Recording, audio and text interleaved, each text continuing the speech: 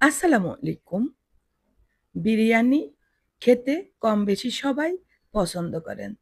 তবে বিরিয়ানির যে একটা ঝরঝরা ভাব বা সুন্দর একটা স্মেল সেটা সবসময় আসে না।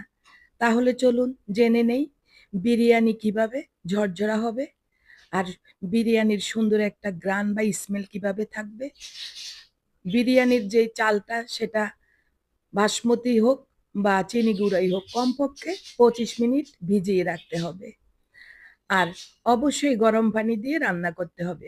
আর বিরিয়ানির ভাত যখন আলাদা রান্না করবেন ৭০ থেকে ৮০ ভাগ সিদ্ধ করতে হবে। এর চেয়ে বেশি না। আর বিরিয়ানির যে একটা স্মেল আসে সেটা গোলাপ জল বা অন্য কিছুতে আসে না। সেটা আসে বেশি দারুচিনি, এলাচে। তাহলে অবশ্যই ফলো করে রান্না করে দেখবেন, সুন্দর একটা বিরিয়ানি রান্না করতে পারবেন। আল্লাহ হাফেজ।